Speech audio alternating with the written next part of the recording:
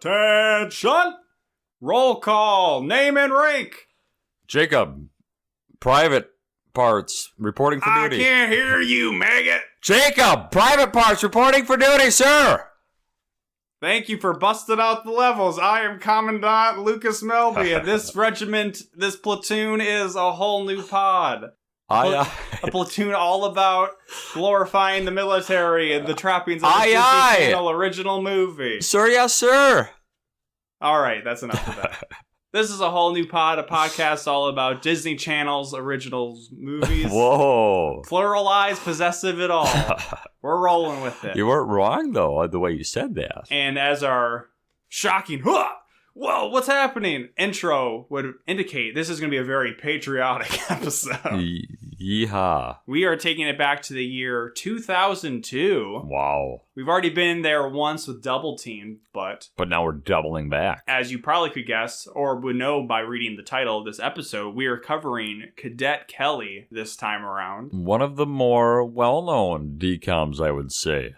Of course, we've been leading up to this point for quite some time of, we're looking to before and post 9/11 and how it might affect just the pop culture landscape, because it did. And we're looking at, I don't know what month this came out, but you would think September 2001 to maybe like March, April 2002. Yeah, exactly. Definitely I'm not sure, time to have a television movie production schedule turn around. And it's not like based on like a book or a play or what have you.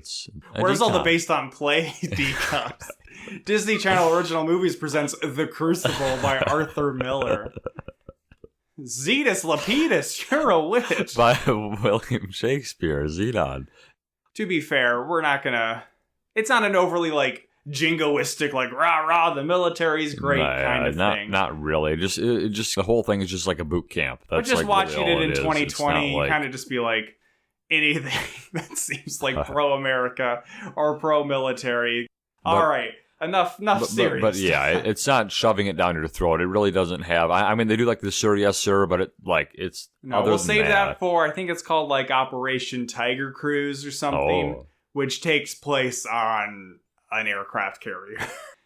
So we have the longest DCOM I think we've watched thus far. Yeah, and clocking in at an hour 40 minutes. And we lucked out. This being the longest, it wasn't like a shit movie. No, there's definitely been ones that have been shorter that felt longer to watch. Yes. But this movie gets right into the action because we get an immediate shot of bustling Times Square and then quick cuts to other parts of New York and then a pop song. Maybe by Hilary Duff, because she, I think, as any kind of starring female person on Disney Channel. Songs. Yeah, she was forced into some kind of thing. And then we're seeing Hilary Duff herself playing the titular Cadet Kelly. But she is now currently just Kelly Collins. At some kind of new age, hoity-toity, art, feelings focused, artsy. Art school, School in New York City, where it seems, based on what her teacher says to one of her classmates, it's very much about, your feelings and what grade you think you should feel. Or what grade you feel you should get. Yeah. And we're getting some narration, because, of course, it's a Disney Channel original movie. Have to have the narration. But the narration is of extreme self-importance, because Cadet Kelly is... Sorry, just Kelly here. Yes. She's saying, my story needs to be told. My memoir. Yes, she says that. She is talking to her teacher about... She had just participated in some kind of interpretive ribbon dance with her friend Amanda. Yeah. And the please. teacher asks Kelly, what are you going to do about your family? And she says, you know what? I'm going to do a documentary. I thought you were going to write a book. Well, that was after I was going to do a sculpture garden. Okay. So she has a video camera. We see her dad walking up to her from the distance, who also has a camera. He's on a ledge. Yeah, he's on kind of a raised stone fence ledge kind of thing, and he falls off. Oh, that's foreshadowing. It is setting up that I didn't even think about bit of a clumsy dude. Okay. And then we see them both kind of with their cameras, and this whole documenting her family kind of thing is dropped pretty quickly. Yes. I mean, to be fair, she does have to transfer schools. Minor spoiler alert. Yeah. But Kelly is with her dad, and they're going to meet up with her mom, who is divorced from Kelly's dad, but they seem to still be on pretty good terms. Yeah. So Kelly is getting extreme close-ups with her mom's face, her mom's an editor, upper-class person. And she's like hopping around. Yeah. She's bouncing. She's going. It's one of those situations where we're supposed to think this mom is a total bitch, but also Kelly, from the position of a 27-year-old adult, is pretty obnoxious. Being a twat. Exactly. Yeah, she's bouncing around in this, and we see her bouncing towards something that she shouldn't be bouncing towards, and the parents see that too. Yes, the mom, as all, I assume, high-class New York editors of, I don't even know what she's an editor of, but in her office, they all have just a weird black pedestal with a fishbowl full of goldfish on it. In the middle of the room. Yeah. Just in the middle of the room. It's avant-garde. Yeah. Feng shui. With her hopping about with the camera, she does not see it, and she stumbles back into it. And at first, it starts to like rock back and forth. So, and they're like, they're trying to, persuade it with their hands, whatever. And like you maybe think it's going to just level out and be fine. But no, it crashes. The fish are on the floor. Flopping on the floor. Kelly's picking up the fish and throwing it in her shirt and stuff like that. Later on, we find out that all the fish live. Yep. And we find that out back at the mom's apartment where she's there with Kelly. Because we can put the pieces together that the mom, like in many divorce cases, has custody of Kelly. And the mom is excited about dinner because her boyfriend and, as we'll soon find out, fiancé, Joe, who is a retired general. He doesn't seem that old to be a general, let alone a retired one, but he must have really ascended through the ranks. And this is one of the DCOMs where we really do have a lot of recognizable people. Hilary Duff is obviously a huge name. Yeah. I can't remember. I think this guy's name is maybe Gary Cole, but he's recognizable from a lot of kind of character actor roles, most notably in Office Space. He plays the boss, the really typical shitty boss of, you're gonna have to come in. Okay. I don't know. I saw the movie one time, a long time ago. I think he's also in not Silicon Valley. He's in Veep, and he's pretty funny in Veep, where he's the serious guy. He's in comedies, but he's usually like the straight-laced, straight man kind of role. He's a straight man. Yeah, that's definitely what I meant by that. He's a straight man in this because over Chinese food, which is taken out from a place that labels their containers Chinese food, they announced, the mom and Joe, that they were going to get married. And then I was like, Kelly then asked, well, now Kelly that you're is going to be my is dad, Kelly. What should I call you? And knowing what I thought about this movie, that she ends up at a military school and she gets a new stepdad, I was going to think, like, this guy, he's military, like, he's going to be really strict. Sir, yes, sir. Yeah, forcing this kind of upbringing on her. But he's just like, no, you can call me Joe, sir. He's like really, he's like really laid back. And she says, okay, I'll call you sir. And it's not, Holes situation where my name's Mr. Sir. Yeah. That's in Holes, right? I don't know. Anywho. But, so they're off to, like, good terms. But those terms will get a little bit sour because the day before their wedding, Kelly and her mom, or I don't even know if it's the day before their wedding, the timeline gets a little nebulous here where things just kind of move fast. It's like, hey, we need to get to the military stuff. So they're out on the town having one last fun day before the mom gets married. And then the mom lets drop that Joe, being a retired general, is in high demand in some sectors of the workforce. And he has been given a job at a school. Yes. As the principal, but more accurately, the commandant of a military prep school in upstate New York. And they're going to move there. Yes. And Kelly is upset, but not extremely She doesn't upset. Really throw a fit. We do get a nice bit of sound work where as soon as she finds out that it's a military school, she's on a street corner and there's a car squeal behind her. Of is filling in for like the record scratch moment. But I feel like her acting in the scene and just how it was edited together wasn't quite as impactful as it could have been. To the point where it's like, was that an accident that the car squeal is put in there? But I think the intention seems pretty clear. It just wasn't executed on as good as it could be. I agree.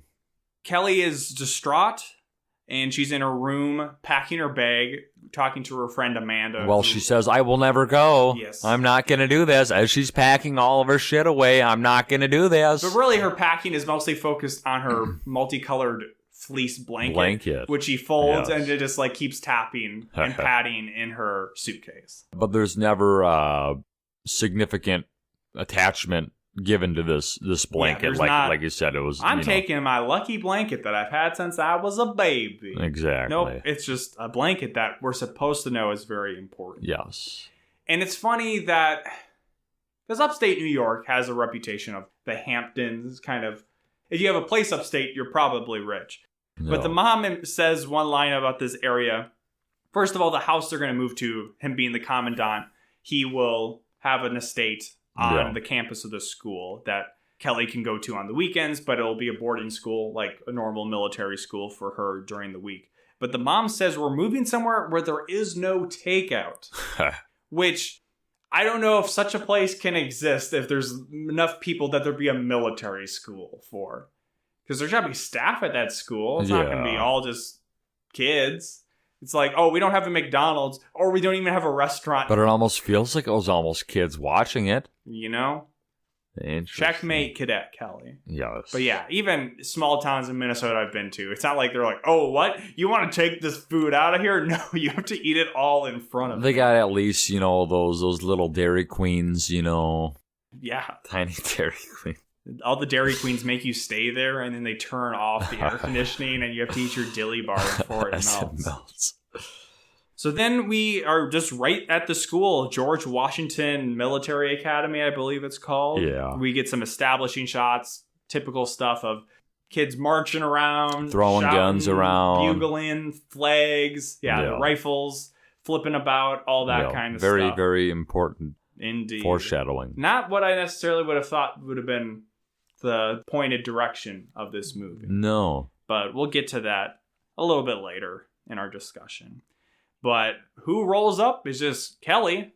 I don't think she's really dropped off by her mom. She's just there. And I don't think, the commandant, she's just there with her suitcase, and she's like, where can I get a mocha latte? And it's like, okay. They really give her that, I don't know, kind of maybe snotty, not really too snotty. I meant to look up when, what's it called, The Real Life? Was that the show with Paris Hilton? Oh, and Nicole Richie, where it was all, it was a reality fake show, but it was these super rich girls going and doing farm work and stuff like that. And that very much feels sort of the character that Kelly is filling in of fish out of water, but I don't really understand anything about military school, and I'm all about arts and feelings and she's not like she's not too bitchy, she's not like totally stuck up. Very oblivious to think that we'll see her right now go into her barracks. It's the first day of school ever. Well, I don't know if it's the first day of school, but it sounds like it's the first day of school because some kids roll up and they're like, oh, fuck, we got stone again. Yep. Unless maybe it's new semester and they're getting assigned their barracks. It's the start of something new. But everybody else is in uniform. Yes. So, first of all, I don't know why Kelly would be walking up, seeing all these people in uniform and think, I don't need to do that. Yeah. Or why the commandant would have been like, hey, it's the first day. And that's exactly what I thought. Why isn't he giving her like a heads up? Like, this is what you should be prepared for. So she lays down on her bed in the barracks and she gets introduced to her kind of bunkmate Carla, who says, hey, I'm Carla. You shouldn't put that very obvious and very colorful blanket on your bed.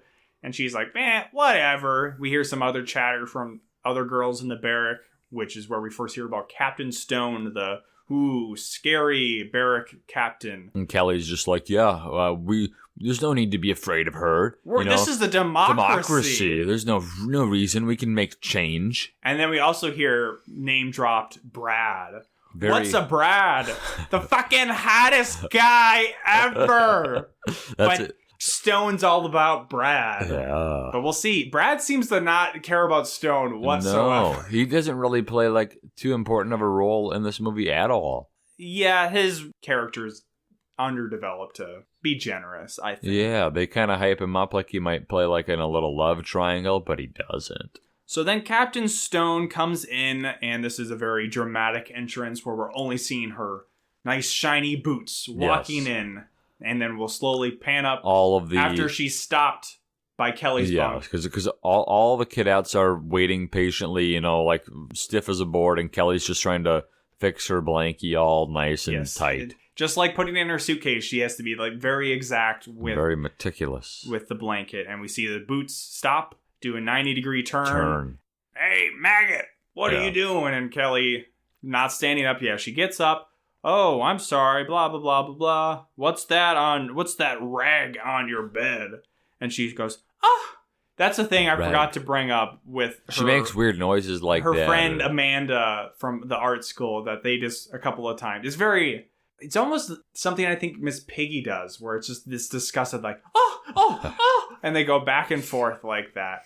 And I think it is supposed to be obnoxious. I think you're not supposed to necessarily like Kelly a ton at the beginning of this movie, but I think I like her less than I think I'm supposed to. Fair. Captain Stone, speaking of other known characters or actors in this movie, is Christina something Romano, who she plays in the Even Stevens. We'll eventually get to, I think the Even Stevens movie is a DCOM. She's I don't even know. And she's also the voice of Kim Possible. She's Shia LaBeouf's sister in Even Stevens. Yes, and the voice of Kim Possible, yeah. So kind of a big name. In fact, if you want to call it a poster, the cover of Cadet Kelly has Hilary Duff and her name. Yeah, I mean, Carla's name is not the second. No, I mean, those two are probably two most influential women during the 2000s, not the 2010s. Take that. Speaking of Hilary Duff, take that, Hillary Clinton. Hilary Duff is more influential in the 2000s than you. But yeah, no, I mean, they kind of were. Hannah Montana was more like 2010s. But absolutely.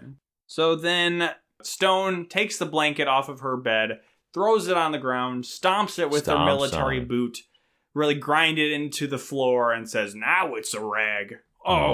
Immediate conflict. Yeah, she's hurt. And then Kelly, once Stone leaves, she's going off to her new friends, mostly Carla, being like, "This is fucking bullshit." And Carla says, "Well, you just got to go with it. You'll get used to it. It's a military school." And she's like, "No, I'm going to change this school." Yeah. This school that's been like this for 100 years? Yes, I will. And she does it. So her new friends are obviously pretty dubious, and yeah, she really ultimately does not change it. Nothing changes. So then it's the first real day, I think. Maybe that was just orientation day, and how do you wake up at a military school? You get a bugle player, who the first time they show him, just a normal bugle player. But then he's really like licking his lips. He's really weird. Blows on the bugle. And then he shows his braces. Yeah, he gets done and he shows his braces and he smiles really weird. It was weird. And I don't know whose idea that was. It was weird. It was like some Tarantino foot job shot.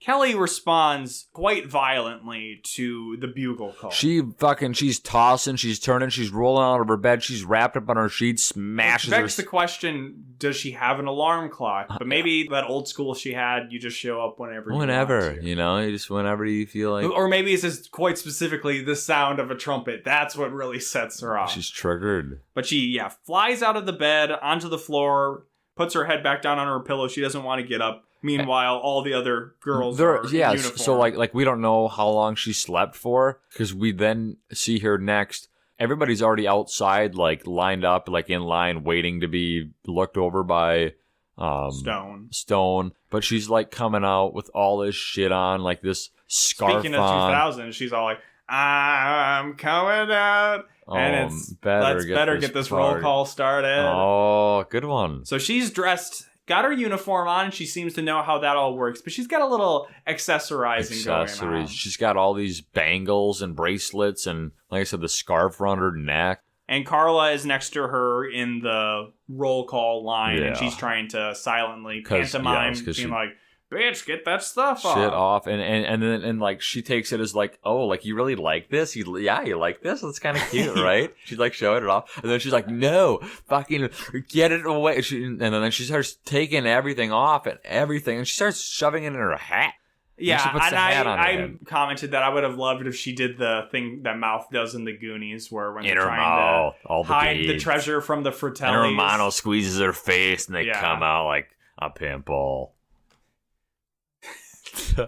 I was just Moving on. I was thinking of the guy from Animal House when he. But I'd say, to Hilary Duff's credit, I do feel like she, as an actress, is kind of a step above a lot of the main characters we had. Oh yeah, she's a great actress in this movie. This movie, actually, when you think about it, say this movie's a kind of a Cinderella story. I don't know, why would you say that? I did not really expect that reaction. She was in the movie called The Cinderella Story. I didn't know that. Okay, I didn't moving know on. that. I did But not no, know she that. does just kind of, maybe she was directed to do this, but it seems like she adds little elements to her character that makes it seem more realistic. Like, there's one point later on in the movie where she's walking on the lawn of the school and she's mad, so she just like gets up and like hits a tree branch as she's walking by, and it's like, that's something people do. That's something I do. Yeah. And when she's in the store earlier, She might have just did it. It might like, have just been improv stuff. Yeah, that's what I'm be saying. surprised. Is I think she adds some of that other characterization. Like she does, like a lot of random twirls and stuff, or like the noises. Maybe she just does it on her own. Yeah. You know what? I thought she was pretty good. Yeah, no, definitely one of the better actors that we've seen so far in a DCOM. So the result of her failure to adhere to protocol of not having jewelry and stuff in roll call, Stone gets mad at her, but then Carla jumps in to volunteer that say, hey, let me show her the ropes, sir. Well, so she has it all underneath her hat, and I don't know what Stone does to her, but it all pops out and flies into her face. We didn't mention that part, but yes, it hits her in her face, and then she's pissed, and then I honestly don't know what the catalyst is for the reveal. She's like, touch your toes, or I don't know. It just exploded. But yeah, it hits her, and then Carla's like, oh shit, permission to speak. I will help her figure this shit out, ma'am. Yeah, Sergeant, sir, yeah. So yeah, Carla shows her the ropes, and some of the other stuff is where you get a little bit more narration from Kelly being like, I don't know what the fuck they're talking about. 600 hours? My watch only has 12. Exactly. So, yes, as Carla is walking around campus and telling her about, oh, you salute higher officers. And then she's like, how do I know? And then she just starts saluting everybody. And then we see Brad for the first time. And I was Brad, expecting... more like Chad. I was expecting a really attractive young man, but he's just an average Joe. Yeah, he's no Greg. from Xenon. I don't know, I feel like... or whoever the basketball kid was in Double Team. I feel like he was probably a top tier smoke show in the DCOMs. Yeah. Yes. So Brad, again, speaking of fairly well-named actors, especially for the time, is played by Shawn Ashmore, who personally I know him for. I think most people know him for playing Iceman in the early X-Men movies, which the first one I think came out in maybe like 99 or around this time. So he would have been like 20 then. Please talk about the ages of the characters. So Hilary Duff was 15 in this movie, but she's playing about like a 13-year-old. So that's not too crazy. No. Christina Romano or whatever her name is. She was 18 playing a 16-year-old. Yeah. Brad, Shawn Ashmore was 23 and probably at the youngest playing a 17-year-old, but also maybe playing a 16-year-old. Yeah. So. And some of the comments. There are some weird lines, but he's not kissing anybody. No, it doesn't get that creepy. Shawn's always kissing people. No, and maybe that's why they didn't, have the love triangle. They're like, well, it's the only actor we can get for this role. Let's make sure they're not like kissing, because that's kind of like pedophilia. Well, they do have the love triangle. So we see him, and Carla's like, yeah, he's a Captain Major, and it's like, this is not Xenon slang, but you could say he's a Captain Major. He's giving me a Ursa Minor. But they see Stone. Yeah. She's, hey, how's my hair look to her little crony friend? Perfect as always, sir. So she's going, and she's going to go approach. She's like, I'm going to bump into him.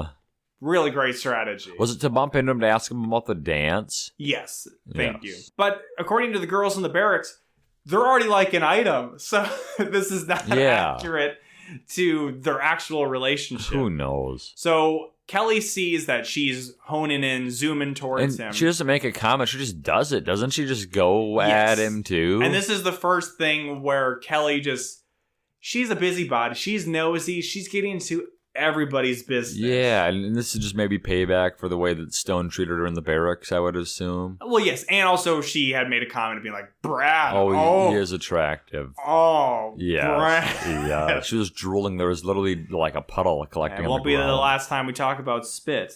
So, long story short, well, not really that long of a story, but Kelly beats her to Brad and just salutes him, and then Brad's like, So now the 13-year-old is on the 23-year-old's radar. So he smiles and kind of laughs and then walks away. You see Romano. Does not acknowledge Captain Stone behind Kelly. No. And then Kelly turns. And then salutes her. I'm learning. Aren't you happy? I'm learning. And Stone has to begrudgingly... She makes a mean face, but she has to salute her back. Yes.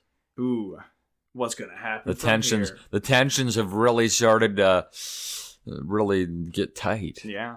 So then we get to see what the classes are like for Kelly. Yes. And really, it's just she again. I think it was like a mathematics class that she walking. The big part of that one is she walks in, everybody's standing up. So she's not able to recognize basic social cues. She sits down immediately. And then after she realizes, it takes her about like 10 to 15 seconds, these people are standing. She's like, I'll stand up now. And then as soon as she stands up, the teacher walks in and everybody sits down after the teacher kind of acknowledges them. But then she's still standing like 10 seconds after everybody else is sitting. And then she's like looking around all puzzled, like, what am I supposed to do now? It's impossible to figure out. What could 600 hours mean?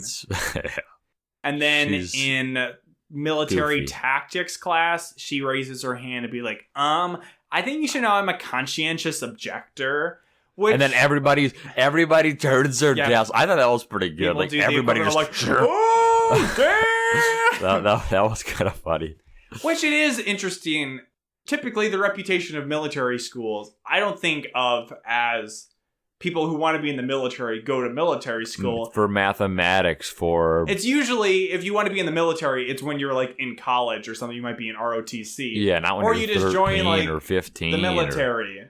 Like the brother in Malcolm in the Middle, or like in the most recent example of a military school I can think of, Child's Play 3. Oh, God. Problem kids go to military school. And I'll say this depiction is despite what Stone's like, far nicer than Child's Play 3. Yeah, no, like Stone like almost kind of seems like playful. I mean, calls her maggot maybe a handful of times. Yeah, the maggot part, and then like we'll get to it later with the blanket again.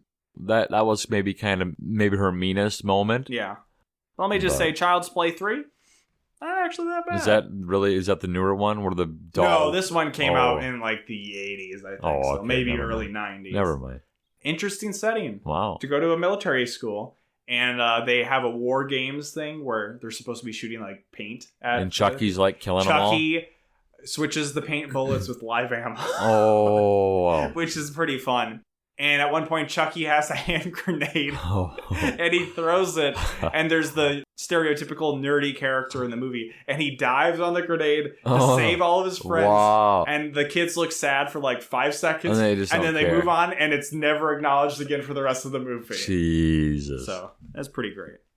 So then we see all of the girls back in the barracks, speaking of the dance that Stone was trying to ask Brad to. All the girls were showing up and they're holding their dresses. Their dresses up. And Kelly makes the remark to Carla.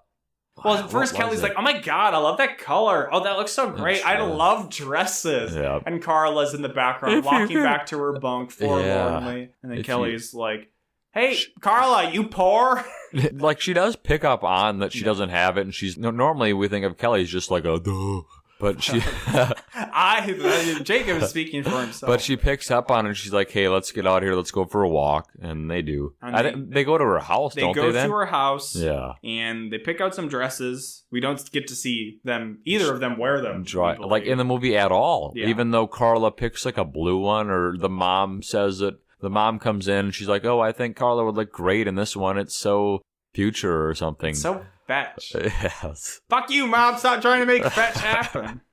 But she gets the blue one. I don't know which one. What's her name? So then we get to the stereotypical, I think more for boot camp, but probably happens in military schools too, maybe, of obstacle course. And there's a lot of gnarly kind of things they gotta do. The first thing we see is Kelly swinging on a rope, face planting into a mud pile. Which, the first time you see it, eventually you see other people on the ropes, but when she initially swings, there's nobody behind her. So it's not like this is a line of kids going. It just seems like Kelly is just apropos of nothing, just hitting this mud pile. But then she's going through the rest of it, kind of climbing over things, going really slowly. And Stone is like hitting her with like her cap and stuff. Calling her maggot a bunch of times. At one point she finds like some like barbed wire. She doesn't find it. Well, it's part of the course where you have to crawl underneath it. And but it's actual barbed wire. It's actually which does not seem necessary. No. And she's really struggling on this one. I don't even know how she gets through it. She takes off her cap, I know, at one point. I thought she was going to get her hair snagged in it. I thought that would have been kind of funny. But that doesn't happen. A little intense. I mean, that's like literally like a scene from a horror movie. But she eventually... She gets up to a raised platform. I don't know. How does she get up there? There's tires to climb up to get up there. Okay. But she gets up there, but again, it's another obstacle that nobody else is like Nobody's up there waiting. So she's just hanging up there by herself. And then she's like, but I'm afraid of heights. And someone's like, get your ass down here, bitch. And she doesn't. She stays up there for who knows how long. And then the rest of the cadets get dismissed. So again, this is a very nonchalant military school. Where if this was the Child's Play 3 military school, and this is something that happens, everybody else would have to like run laps or do the obstacle course again until Kelly did it well. But no, everybody else gets to go because the dance is going to happen later that day. Stone goes back. Kelly finally rappels down. I don't know how she coaxes her down, because she says like, I need like a Caesar salad up here. I need like all this other shit. Very obnoxious from Kelly. And then like, I don't even know if Stone says any words. She just kind of just like, she's got a strong stare. Yeah. And when I said rappel down, that is very generous because it's awful. Kelly, she gets a harness on out of nowhere. And then she's like almost upside down James Bond style, like all tangled up. I don't know, probably something like I could see Chris Farley doing if he was supposed to be a secret agent, in quotes, in a movie. I feel like he did that in a movie. Or Melissa McCarthy. And then Stone says, hey, guess what? I'm going to leave you behind with my friend Sergeant Gloria, and she's going to make you run through this course until you get it done. Gloria, we were introduced to, not really introduced, we were kind of saw her earlier when she's stomping on the blanket. Like there were two pairs of feet. So we know her. She's like an upper. We don't know how old she is. No. She looks older though. Yeah, and she's Stone's right hand. Might just be someone. Yeah, she might just be someone overlooking all the kids, maybe too. Kind of like a. No, she's on the drill team. Okay. Oh yes. They're both missing the dance, Kelly and Gloria, but Kelly tries to play off of this to Gloria, being like, oh, doesn't this suck that you have to babysit me and miss the I hate dances. I hate dresses. What about the music? I hate music. Well. Which I'm with Kelly to be like, nobody hates music. And Kelly says it's a primitive instinct in humans to like that kind of stuff. That's right. But Kelly, eventually, she's going through the course. Oh, making this more dramatic, it's raining the whole time this is happening. And she's going underneath the barbed wire. And at one point, Gloria says, you're bleeding. So the barbed wire has actually cut Kelly. We don't see it. But even for a DCOM to mention something like that causing an injury to the main character. Yeah, it's a little intense. So eventually, Kelly kind of Gloria warms up to Kelly and says, hey, you know what? You gave it your all. You really tried. Go get him. Yeah, get him, kid. Go to the dance. Yeah, she conquers the course, and then she's like hopping off doing like heel kicks and stuff, like 3 or 4 of them. Who knows if that was in the script. She's off to see the wizard. And you can see Gloria. She's happy, smiling. It's now stopped raining. Yes, which isn't really that relevant for what happens. No, they comment that, but yeah, Gloria's happy, and here she is. Is she still celebrating when she just starts to tumble? So yes, she is approaching a hill, and she can see the gymnasium or wherever it is, where it's welcome back dance is the banner, and it's muddy because it was raining. she slips and rolls. And rolls. And rolls. And rolls. And then gets to her feet. Yeah, but she's running. You know, Newton's law of inertia. She can't stop, so she just keeps running forward. It's through not like the doors. She's slipping on oil or anything. No, she's pushing through the doors. They just open up pretty nicely for her, and she just continues to run on through. Yeah, the doors don't stop, slow her enough. She keeps running. Everybody at the dance nicely parts ways, except she runs into Stone, who is dancing with Brad. Yep. So at least he liked her enough to do that. White dress, of course, of nice all white dresses. Dress. Alyssa, Christina Romano. Alyssa Milano. Looking nice, but then Kelly... She, hugs her, bear hugs her. Yep, and she just won't let go. No, she doesn't let go. It's weird. And they, spin around a bit. Yeah. And guess what? It's hilarious. Everybody loves it. They're on the ground slapping their knees. It might as well be the end of Double Team where now they're just yelling Kelly, Kelly. Because, they've obviously kind of talked it up like nobody likes Stone. But really. even, it's still like she's Brad not danced with her. And he was even kind of, Brad fucking loved it too. He knew it. And then once they separate and Stone is all like, ugh, and her dress is muddy, he says, oh, I see who can get down and dirty now. Yeah, 23 to that 13-year-old lady. It's not clear. I think he's maybe saying it to Stone, but he could also be saying it to Kelly. Which would be even worse. It's weird. It's bad. That's not the only comment. There are more. No, this one I actually missed the first time watching it through. But then I think IMDb quotes. Somebody picked this one up. They also picked out the other gross quote, too. Yeah, everybody claps and loves it, and that's the end of the night. Again, we'd never see her clean up to see her in her dress. We never see Carla in her dress. At least as far as we could tell. They didn't at least. We're not watching this. Well, I did watch this movie twice, but I did not pay attention if she was there or not. So the next day, Kelly gets called into the commandant's, her stepdad's office. Because she was written up. Oh, I'm sorry. Are we interrupting your nap time? She was written up. Was it by Stone, or it was multiple? It's not quite there. Multiple. Yet. Oh, sorry. So this is kind of just a normal reprimand of you're undisciplined. Your teachers are saying you're That's what it was. You're a boob. Yeah. You don't know when to sit and stand. You would never make it in a Catholic mass. Oh my. And that he says that she is too much of an individual. And that she needs to work to be in service of the group because that's why it's called the service. And I said, I don't think that's right. I think it's that you're in service of other people. But hey, I've never been in the service. Yeah, who are you to talk? Thank you for your service, Cadet Kelly. Aye, Captain.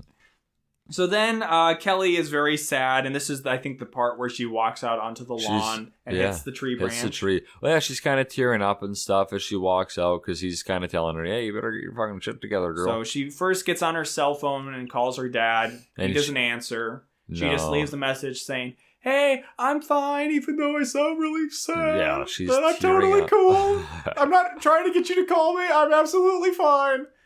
And then she goes home, and I think the narration maybe is saying, hey, I'm going to tell my mom.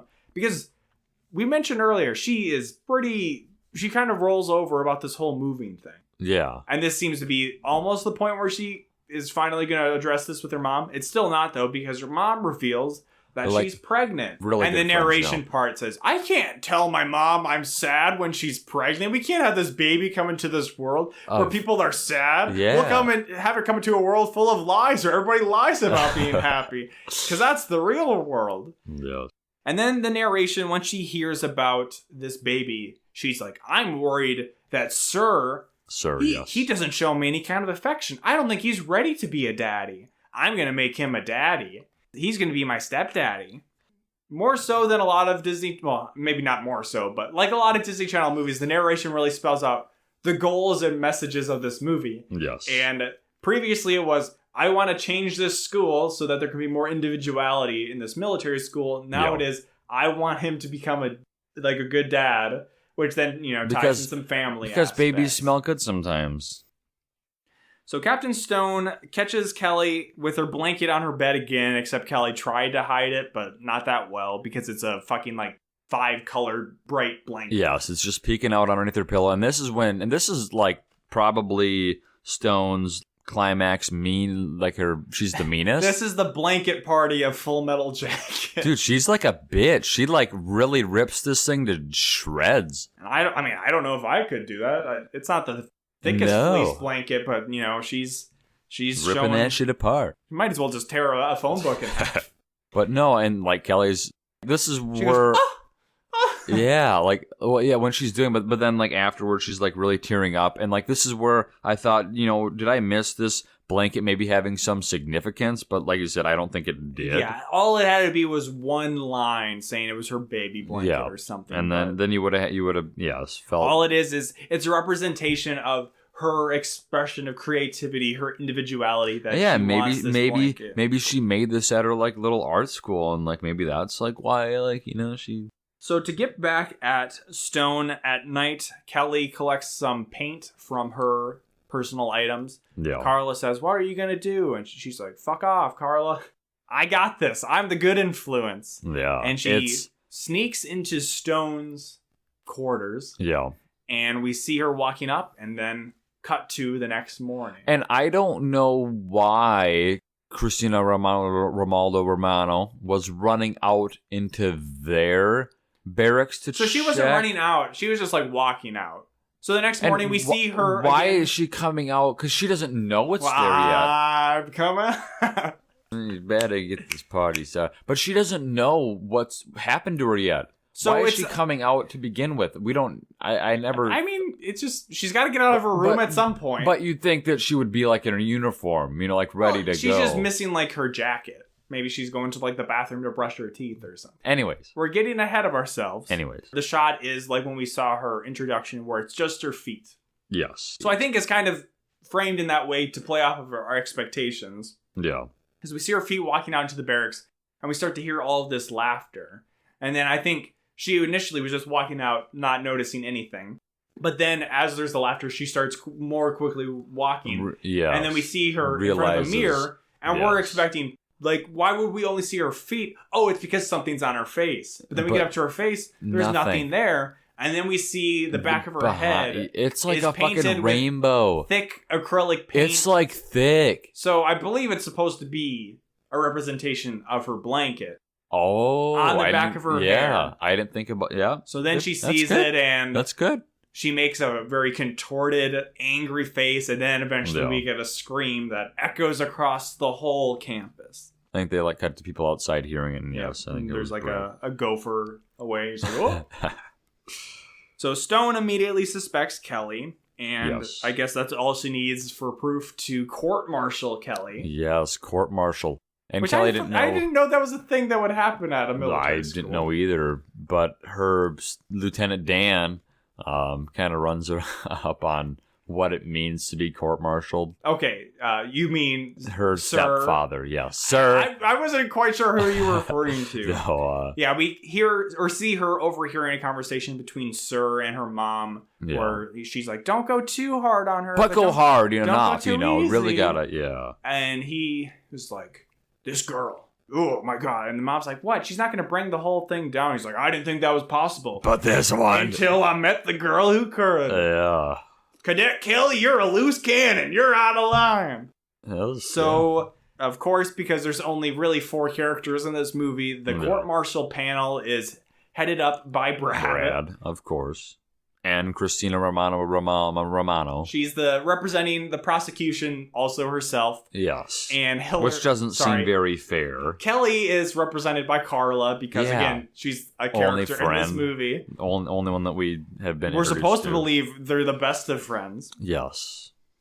But then Brad is acting kind of like a jerk to Stone. And he says, hey... Let me see the evidence, broad. Yes. Hey, you got a hat on. Let me see the goods. He's talking about protocol or whatever. Hey, we need the evidence. And then he asks her not once to take off her hat because she doesn't. She it just blows him off the first time. She's like, "Hey, hat off."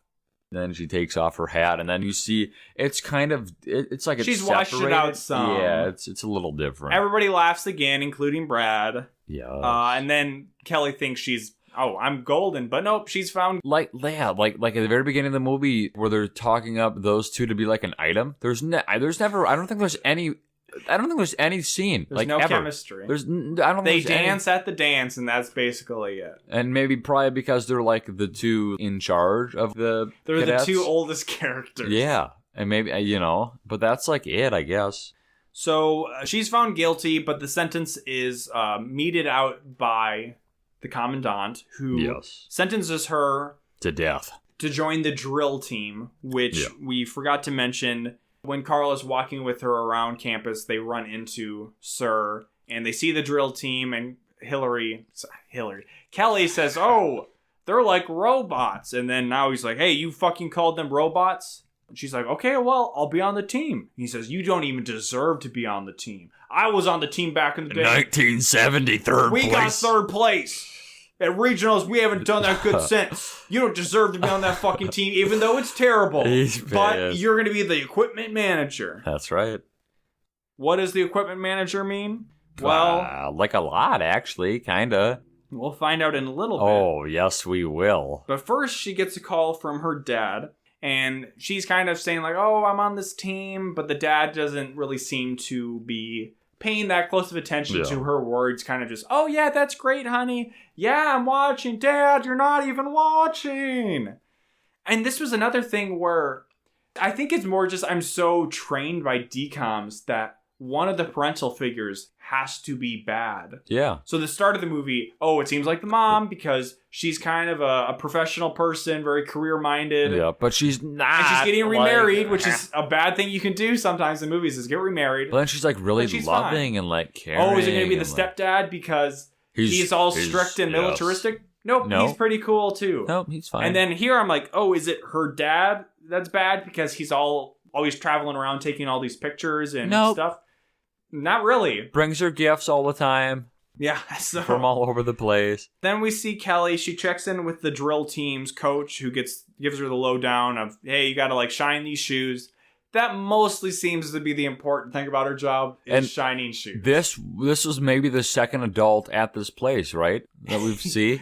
Besides the other two teachers. The only two teachers we saw. The commandant and this guy. Yeah. That is a funny thing. So she's shining shoes while singing a song like, "I don't know what I've been told, but stone is mighty cold, mighty cold." And then Iceman comes in. How cold is she? And I was like, is this purposeful? How cold is she?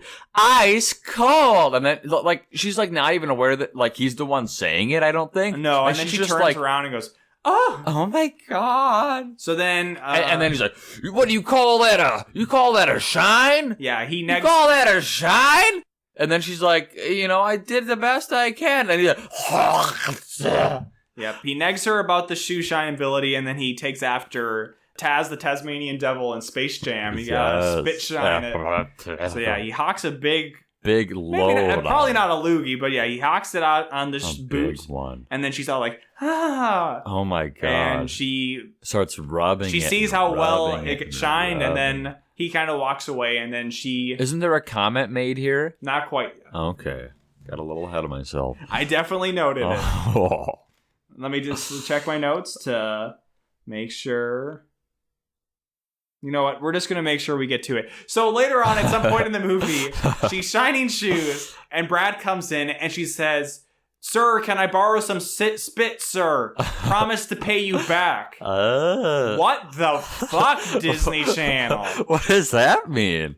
Even if he's like a junior or senior, and she's basically saying, like, we're going to swap spit. She's an 8th grader, at least according to Wikipedia, I believe. So it's just gross. It's gross. But we liked it. Moving on. So Kelly quickly turns around that she starts to have an appreciation for the drill team. I kind of want to go...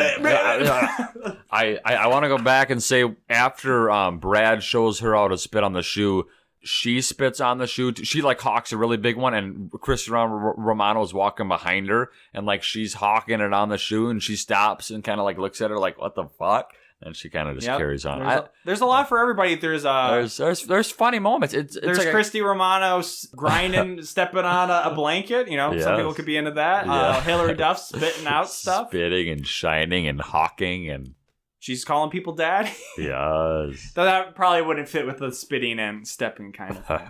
Anyways, Kelly quickly grows an appreciation for the drill team because she says it's like Swan Lake because she sees them all doing their spin-a-roonies. And here I can bring up that one of the IMDb trivia things is they said that the guns in this movie were made out of plastic instead of being real guns because then they were lighter for the actors to use. Which I don't think they ever use real guns for these drill competitions. Like, there's clear scenes where they show, like, the tip of the guns, and they're, like, plastic. Well, the guns are white to begin with. There's no military-issue guns out there that are just white. That you know of. But maybe Arctic guns issued in the Arctic. With the exception of Hilary Duff, the other main actors and actresses in this movie did seem to have practice and become efficient at like, there was... the twirling and dozen of them out there doing it. Everything. Yeah, and Romano is Hilary Duff does do some stuff, but it's more about like the positioning and like very like straight armed kind of swapping the gun stuff around. Yeah, if that makes any sense. There's definitely training that went into that. Kelly asks Carla if she'll be the manager with her on the team too, and Carla's like, okay.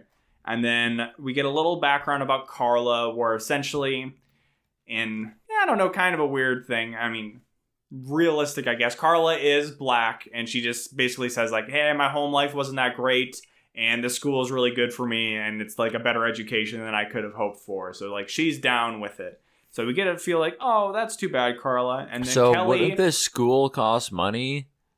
Yeah, it definitely would cost money, but well, there might be a scholarship kind of program. But then Kelly, feeling bad, says, hey, you know what? Would you like to come over to my family's house for dinner? And she's like, yeah, that'd be great. And so we're really looking forward to a nice dinner between Carla, the commandant, it could be a fun, and mother. Friendship building scene. Never happens. Never happens.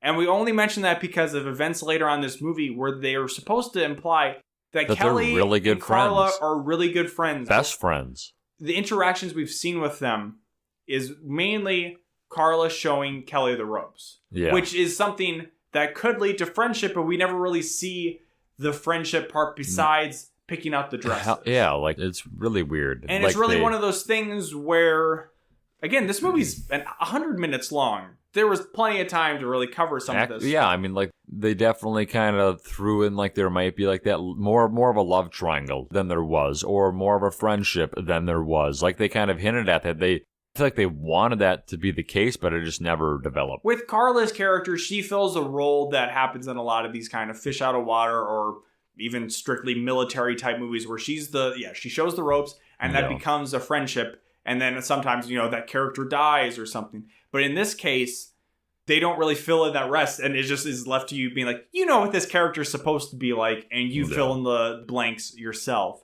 Exactly. And that just leaves some of the more forced drama later on feeling particularly hollow. Yeah.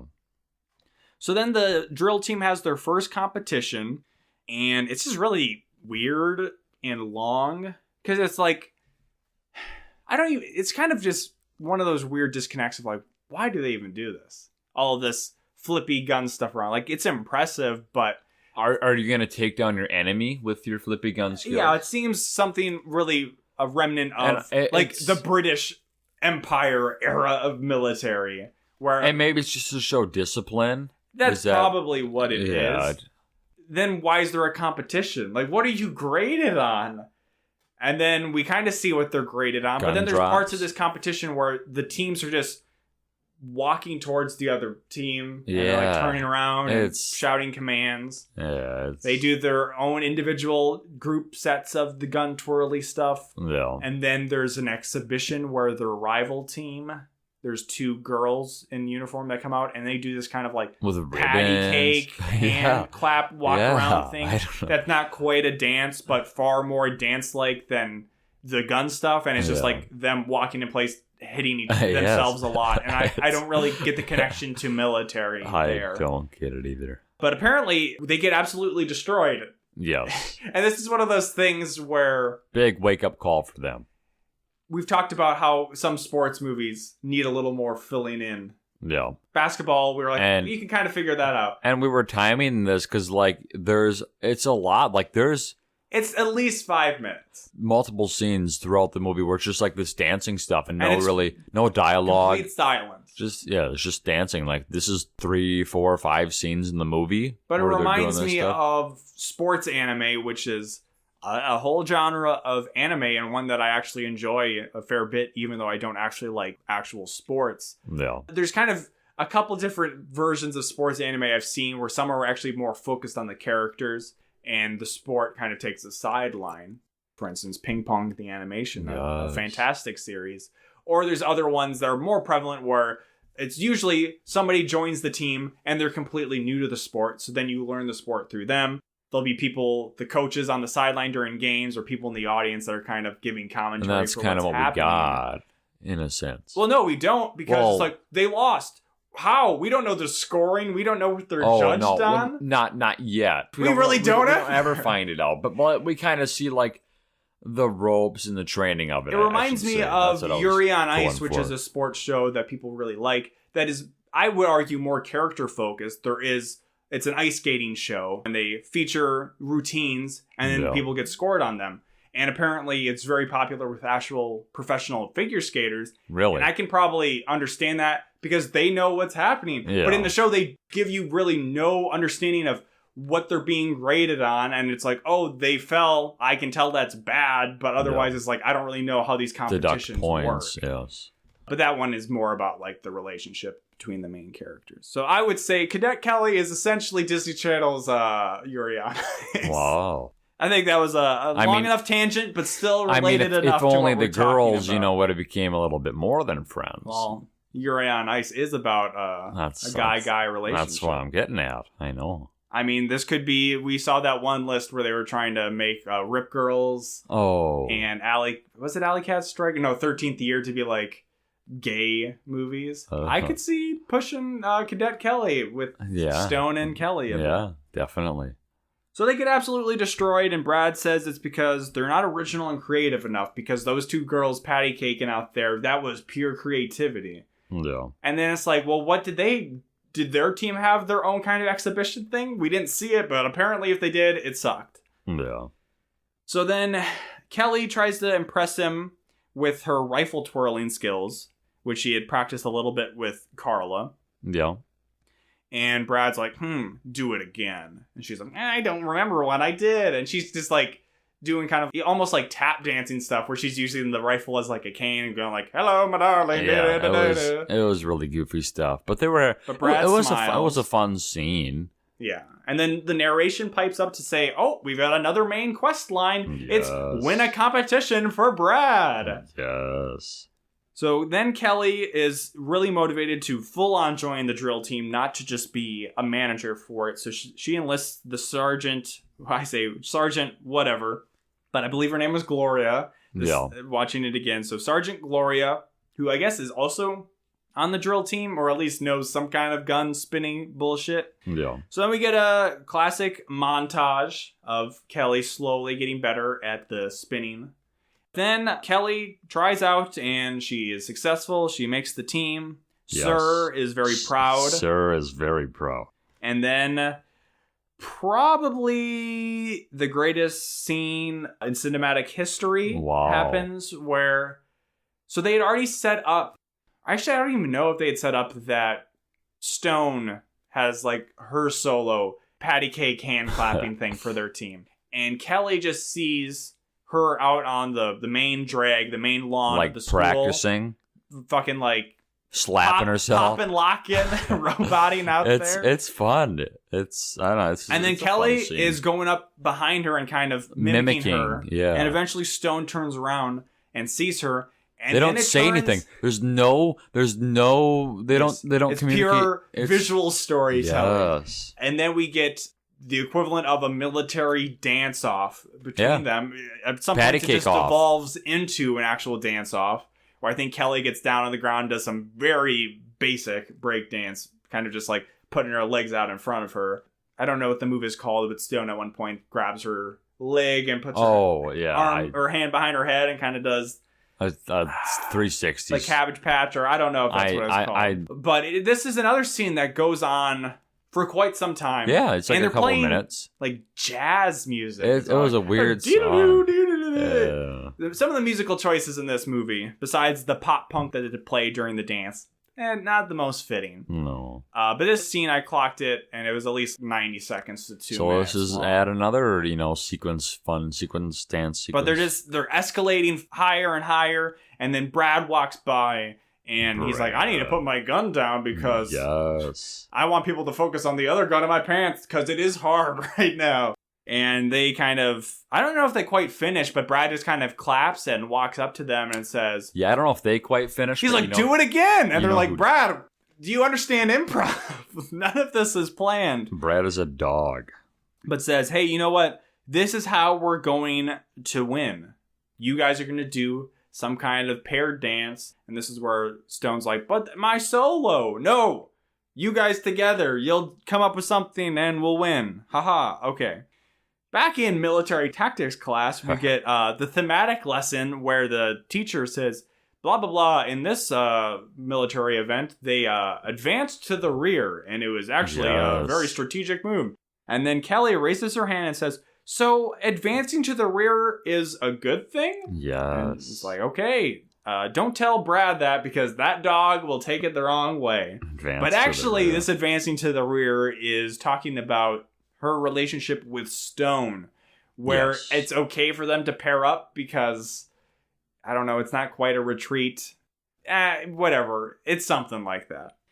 So then Kelly's dad comes to visit the family, gives her some gift from his travels. Some shawl. Which, I don't know, maybe makes Sir a little jealous. Yeah, he does kind of seem a little salty. Side-eyes him a little bit. Yeah, he's a little salty in the background there. And then he says, I'm shooting for this rock climbing magazine, and there's some bluff or cliff around here. I'm going to be shooting there tomorrow, but then I'll be back in time to go to the regional competition. So set up, we've got the clumsiness of him earlier in the movie. Now we got him going. You know what? As these go, climbing. I wrote in my notes, this is a promise that definitely won't be broken. Yeah. It's definitely something that's going to pan out fine. It's the big game! That's right. It's the big regionals. And that means something, because they just get to go. They like sports anime, because in Japan, in high school sports, they don't really have seasons. They just have tournaments. They do arrive on a bus, because we see So it must be, it's not their school, but it's still their dad is going somewhere that can still get there. Yeah. But we see old friend Amanda, the ribbon dancing the girl. best friend. My oldest, bestest friend. They greet each other by going, ah! You're supposed to and they're like, oh my god, girl! My oldest bestest friend. Everybody, hey, look, this is my oldest bestest friend, Amanda. This is my best slut. Oh, stop it, you whores. Whoa! Brad's like, Continue. So, yes, ladies. It's such a stupid scene where Kelly introduces... So she introduces to all of her military school friends Amanda, and she says, she's my oldest and longest friend of all time. Immediate cut to Carla, just looking so sad and walking away. And we see Sir notice this. Yes. Because he later comments on this. But as we talked about with the dinner scene, this feels so forced because there's not enough in the movie to show that they are super best these all-time goats of friends. No, there's no emotional connection between these two that we should feel. So it makes me end up liking Carla less. Because she's really butthurt. You fucking drama bitch. Just get over it. She just acts kind of like snooty, towards her. Cause I think she basically just later on is like, I thought I was your best friend. And then Kelly's like, oh my god, bitch, get over it. Kinda, sort of. Oh, I must have been in the bathroom during this point because I was reading my notes. Like, what the fuck is this? So Kelly, says does well because there's apparently a portion of the competition where officers just come up to you and yell at you trivia questions. And you have to answer back up. What do the 13 stripes on the flag represent? It's like, oh, come on. You don't need to be in fucking military school to know that. Yeah. It's the 50 states. Yeah, that's right. So she does well there, and then... Something about the president being the commander-in-chief, I think, was her question. Yeah. So she does really good, but then she looks to the audience, like rich girl and double team, to be like, oh... Is my dad there to look at me being proud of yelling trivia questions? But he's not there. No, and this is when she starts to worry. And then during the break, she gets a call from her dad. But we don't hear him. Yes, from he the immediately number. cuts out. And she later tells Sir that he only calls my cell phone. And it's like, well, I thought you were popular, Kelly, but apparently you're not. The only one that calls and would only ever call in an emergency. And he's supposed to be here. He said he would be here. He promised. And now she's crying. She's tearing up. There's a kind of a pep talk with the team. Yeah, rah, rah, let's do the gun shit. Yes. And then Sir sees that she's looking sad, and he's like, hey, what's going on? Nothing's wrong. He's like, I know you, Kelly Cadet. I know you. Something is definitely wrong here. So, with some coaxing from stepdad, eventually she's like, hey, yeah, my dad dropped out. He always calls me. It had to have been him. I think something's bad's happened to him. Which, again, earlier, I was like, oh, he's definitely not going to make it to the game. I thought it was going to be because, he was out busy. Yeah, he was dealing with his business. Not that he's fucking dead. But no, this turns immediately dire because they go to where he was taking pictures for the rock climbing magazine. But she, for like a minute, like, no, sir, I know this is very important to you, sir. I cannot let my team down, sir. I will never do this for you, sir. I need to get that trophy for you, sir. Convinced herself that she's not going to go looking for her father. I don't remember what the turning point is. I think the stepdad says, you have a duty to your family, to your father. And then that's when she's like, sir, thank you, sir. Thank you. Let's go do this shit, sir. And then, yes. Pure poetry. Yes. Thank you. So they go, and he's like, I know where that cliff is. So stepdad takes her there. Oh, look it. It's his camera bag. That was easy enough. So then they get to the cliff, and it's a pretty far drop. It's like 20, 30 feet. At least. It's far. And he's down at the bottom, face down. And at first it looks like there's blood, like underneath his chin or neck because his camera strap, but it's like red. It like just looks like there's like a pool of blood. And it's not clear how he would have even got down there. No, and why didn't his camera break? This is a rock climbing magazine. Yes. I guess there was maybe an audience for rock climbers maybe just wanting to see pictures of cliffs. Maybe. But probably more exciting would be like, oh, it's a cover story about this climber. Yeah. Here's some interview questions about him, and now here's some action shots and of maybe him climbing. He was doing that and the climber just left him there. Didn't even care. Nope. All we know is he's down at the bottom of this cliff. And probably fell. Yeah. Probably should be dead. Probably dead. But he's like moving and kind of looks up at her at one point, I think, to see them because he hears them talking maybe. He does move, though, I know, when she's, like, coming down. So while all this is happening, we're cutting back to the team. They're discovering that Kelly's We need to gone. count. Who's They're gone? Pissed. Fucking Maggot. Apparently, for the team portion, it's fine that they can just, like, without Kelly, we're just cutting out 3 other people from the team, and then it's okay. I didn't lose points or anything. They're probably just cutting out, like, a row. So then it's more symmetrical or whatever. Yeah. Then Kelly, maybe her dad had this in a bag. She just comes out with all this climbing gear. I don't know where that came from either. And probably the father. We should mention at one point earlier in the movie, she successfully rappels down that wall on the obstacle course. She does conquer the wall. So now she's a rappelling expert. Yes. Luckily, Sir seems to know the correct knots to tie. To a tree. So that she is correctly anchored away. She tells him that he's too fat to go get the dad. I have to go down, sir, because you're too heavy, sir.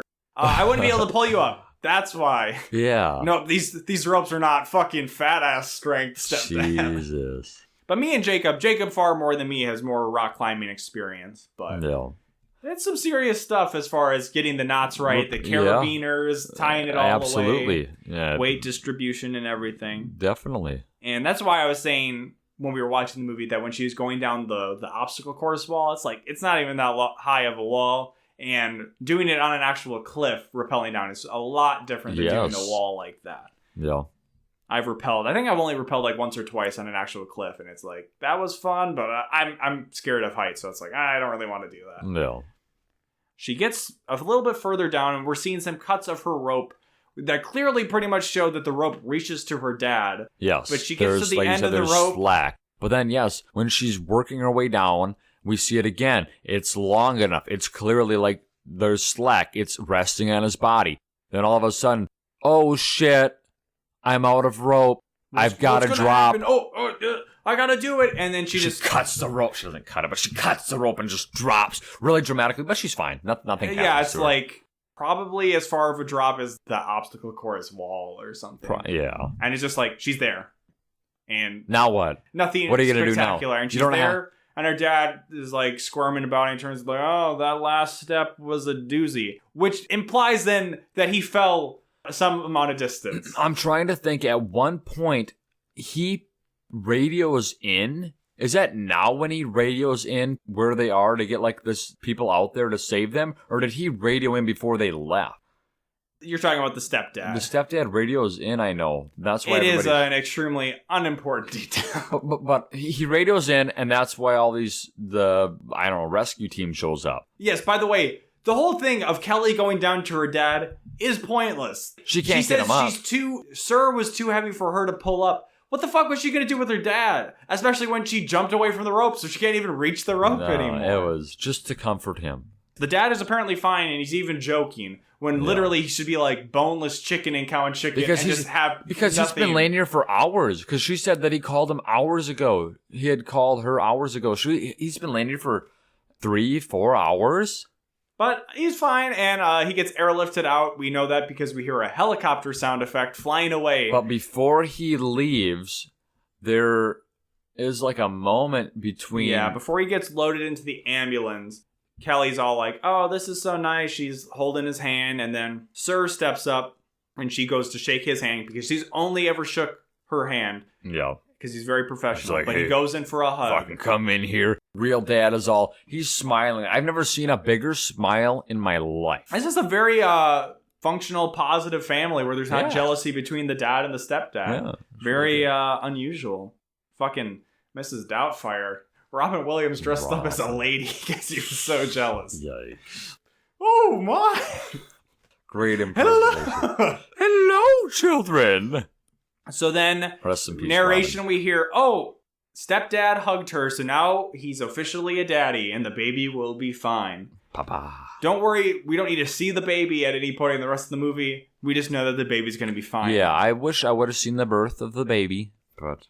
And then we get a really awkward line delivery from Kelly where she's like, my dad here. I wish I had a camera for my dad and my dad. I got 2 dads. But they literally...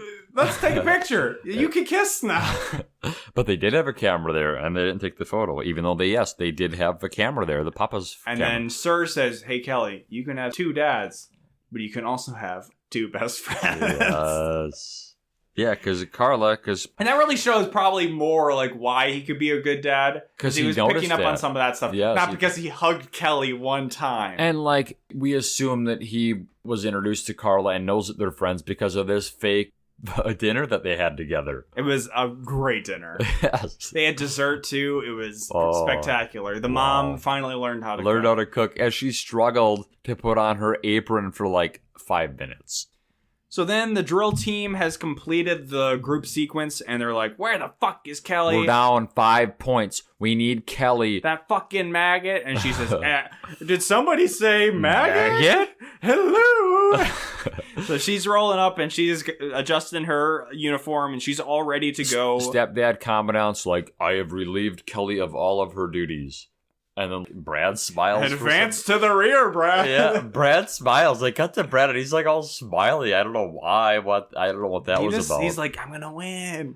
And then so before it's time for their duo performance, her and Stone, that is, she makes up with Carla. Makes out with Carla. Yeah. I don't like Amanda better. I've just liked her longer. Yes. Which is it's a good way to put it. Yes. Which calls back to when the mom announced that she was pregnant to Kelly. She said, this was weirder, where she immediately says, hey, Kelly, I'm still gonna love you. I'll still love you. Yeah. And I'll love the baby too, but I'll have loved you longer. Maybe they feel bad for Quince and how she was treated. Jamie was treated with the Quint. It's a kind of you protest too much situation where the mom's already like, I'll still love you, Kelly. She's already planning on not loving Kelly at all. So then it's the big moment where Stone and Kelly do, I just say, their thing in quotation marks. Whatever it was. Because this is one of those weird things where it's not actually clear. There's music playing. Yes. But it's not clear if it's diegetic where it's in the scene. Because that would seem very unmilitary like that they would have a pop punk song playing. Especially one called One Girl Revolution. Which is not fitting because there's 2 girls in this performance. Because the exhibition they had before against the rival team, those girls were in complete silence doing their thing. Yes. So, I don't know. Somebody write in to tell me the answer to that. Answers. But they incorporate ribbon dances at one point during their thing. So Amanda is marking out in the crowd. She's like, that's my hoe right there. Get it. And I wasn't really happy because they were green and yellow Packers colors. It was kind of triggering. Don't worry, football's over. All sports are canceled. Probably. And again, I don't know if that's military issue to use ribbons like that. Yeah, I don't know. Did we? I think they had. I don't know if they had guns or not. Or they maybe like threw the guns away, which your gun would have discharged. Your lover. Yes. Whatever.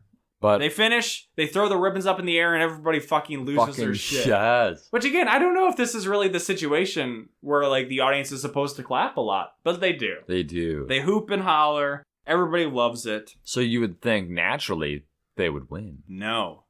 This is not your daddy's DCOM. No, not your daddy's This is your stepdaddy's DCOM. This is not your daddy's DCOM. This takes after sports movies like Hoosiers, where Who's your daddy? That was pretty good. So they announce, and the guys who are announcing the score, because this is scored somehow. Don't ask us how it works. Yeah. Going into the exhibition round, they did say, like, we're down 5 points. Yes, and we need a big score from you. It's Calvin ball. Anything goes. But they announce, this team got third place and winning in the closest competition ever by 1 point. It's the rival school team. And George Washington Military Academy got second. They know it's second place last. That's how the Olympics do it, right? It's okay. Third person step up there. Michael Phelps, you take the big step up to the top. And then second. Ryan Lochte, you get second. Oh, and who got fourth? So it's like, okay, you know what? Respect. I liked that they didn't win. Because hey, double team based on a true story, apparently, but for the team to be like, they're fucking garbo to, hey, they're the best. Winning. To this being like, hey, this team was historically not good, but they brought some pizzazz, and this contest wasn't the big one. Well, this was the big one as far as they've ever made it to, because it's the regionals and they've only gotten third once before. So, but then they earned a spot in the nationals then, right? Apparently. Yes, okay. Which seems to be a very generous qualification for, maybe there's not a ton of regions in military academy drill team stuff, but if the top 2, maybe top 3 teams automatically go to nationals, maybe you need to have a higher bar, military. Yeah, actually, no, maybe not, because otherwise... Actually, I was going to say, then they'd be a draft, but the draft is the lowest bar. That's like, we need everybody. Yes. I'm also a conscientious objector like Hilary Duff. I assume Hilary Duff and Cadet Kelly. Like, this was like her autobiographical movie. Oh my God. This is the memoirs of Hilary Duff. I think this is when we hear it. No, we hear it at the very end. Mm-hmm. She uses that word. Yeah, they're still going to nationals, and Kelly tries to say, like, it's all my fault that we got second because I missed the earlier part. And they're like, bitch, we medaled. We got a fucking medal. We did it. What's a little full of herself that's like, if I was there for the team portion of the competition, we would have won. But then Stone interrupts her and says, it's your fault that we made it this far because we never could have done this without you. You know what? That was a genuine kind of like, you know what? There's some mutual respect. I'm getting kind of the friendship. I don't really know if it is a logical conclusion to their arc because they're mostly just been shitty to each other the whole movie. But maybe off screen doing their dance practices, they became better friends. But at least with that line, that writing, I was like, that's pretty good. Yeah. Then we hear that Stone is moving to Europe. So there won't be a next year, which is also a very sports anime thing to do. Is the upperclassmen always don't make it to the next competition. What if they did like a Worlds and they had to face off against one another? They did the Bring It On. That would have been Cadet Kelly. That would have been cool. They could have did Worlds and they could have had to like go against each other in like a pat a cake I already pitched Cadet Kelly 2: 2 dads. So Cadet Kelly 3 could be Bring It On, I guess. Shit. They go to Worlds and they're facing off against fucking Russia and North Korea or something. Ideas, Disney. You can always bring these back. I don't know what she's doing these days.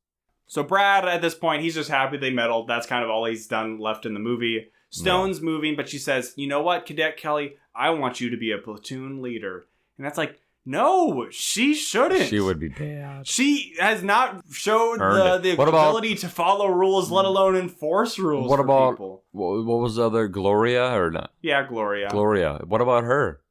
No. She's dead to stone. So then we see just the whole team is squaring up in front of their home audience or their supporters. Yeah. They're doing their fucking gun bullshit. Yeah, twirly with birds. Support the truth. And then we get some narration to being like, my story was important. Blah, blah, blah. My memoir. Hey, you know what? Maybe I forgot what everybody was wearing. Yeah. And then she salutes Sir specifically. Sir salutes her back. Freeze frame on her smiling face. That's Cadet Kelly. That's Cadet Kelly. And then we cut to a Linkin Park song, being like, I'm breaking the cadet tonight.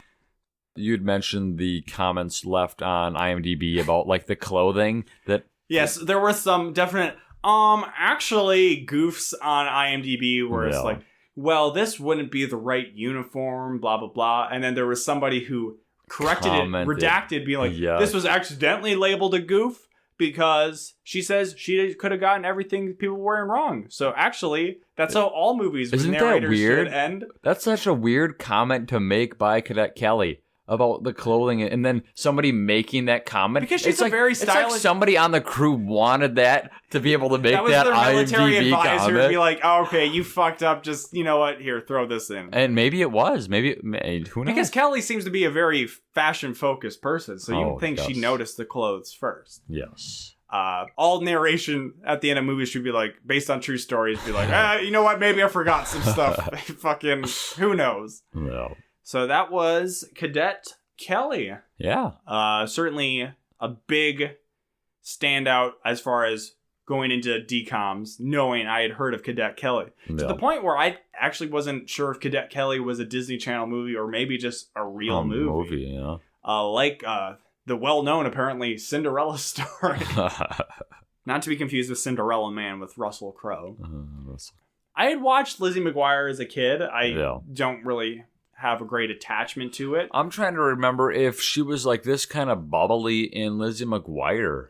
I think she was more serious and maybe like her cartoon self, because wasn't there like the cartoon self? I think that maybe brought the silliness in. Yeah. I mean, I don't have like distaste for Hilary Duff. She kind of just, she exists, but doesn't really exist anymore. And I looked her up. She's only like 5 years older than I.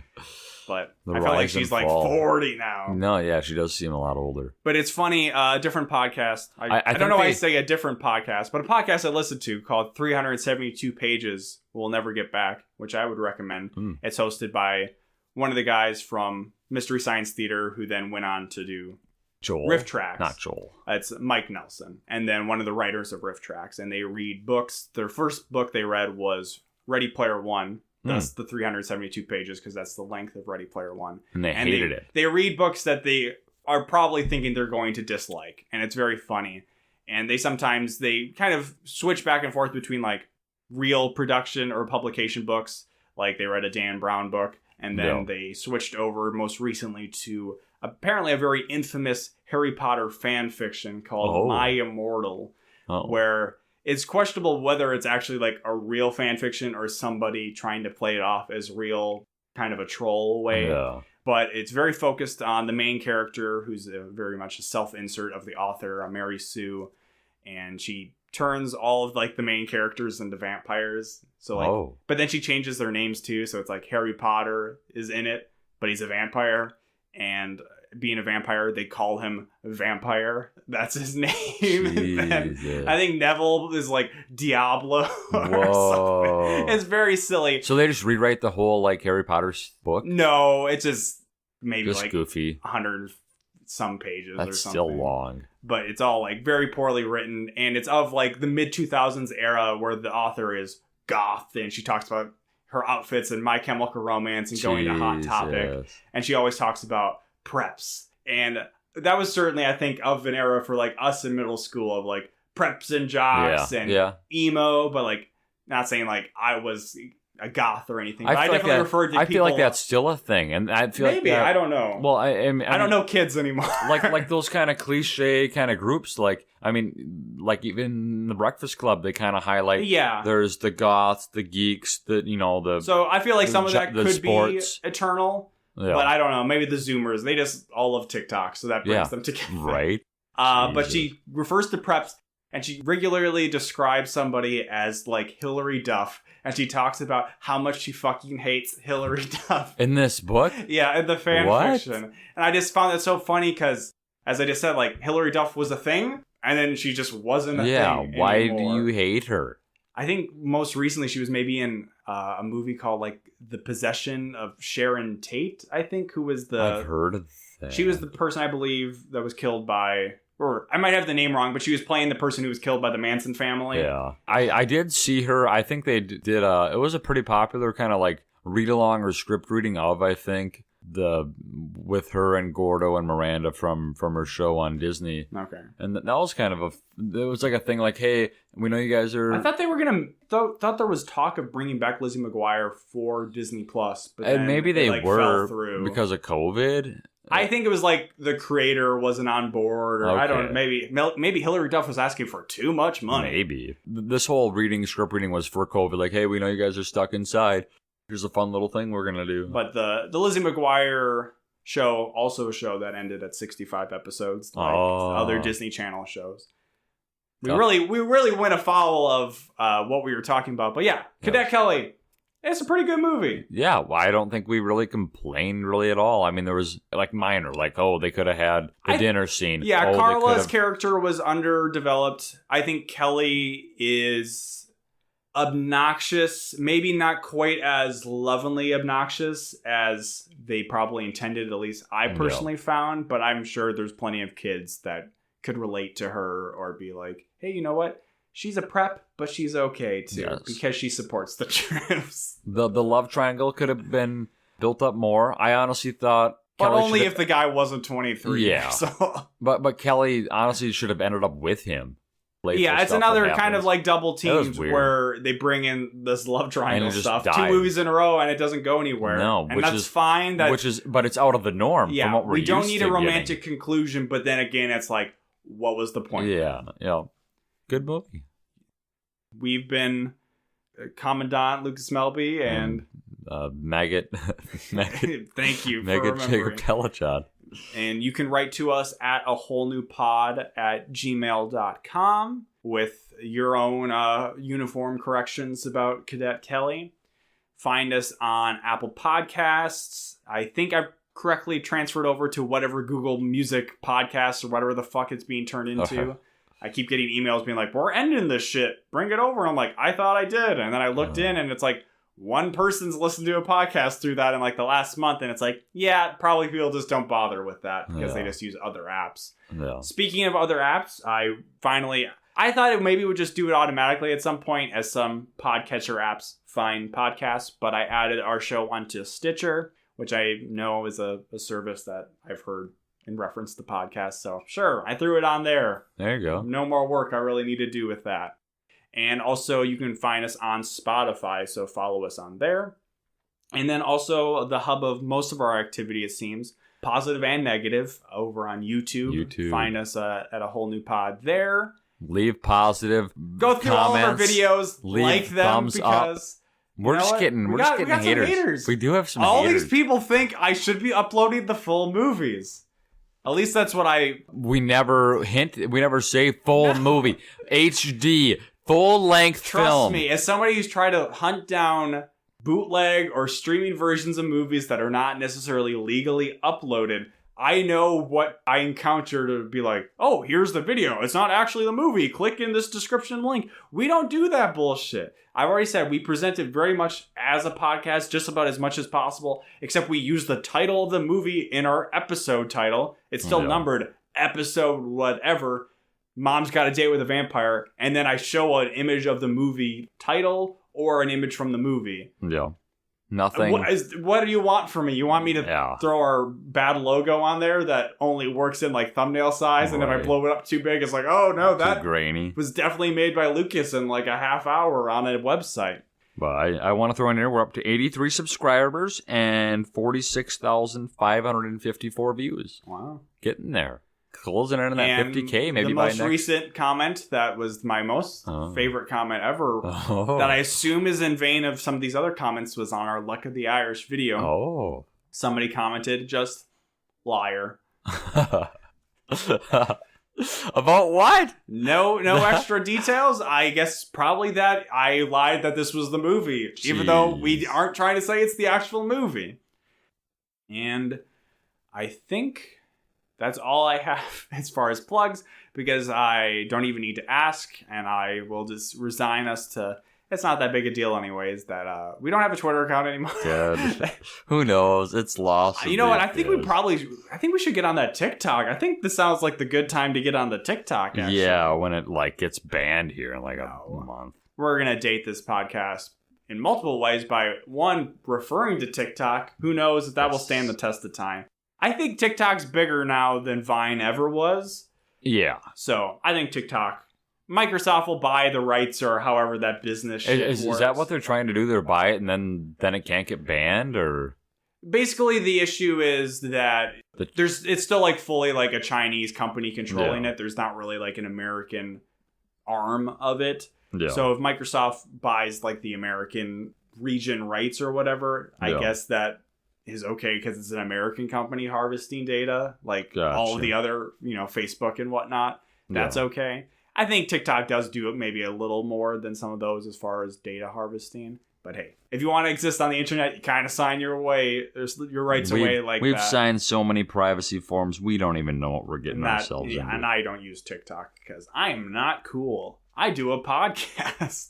We're pretty cool. So yeah.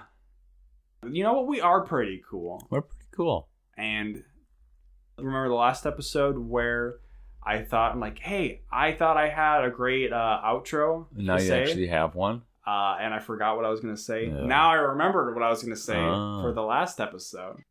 In a very relevant fashion to Cadet Kelly, I will say, if you want to jam with the rest, then you got to slam with the best. Wow. That's not even right. Fuck. Jesus.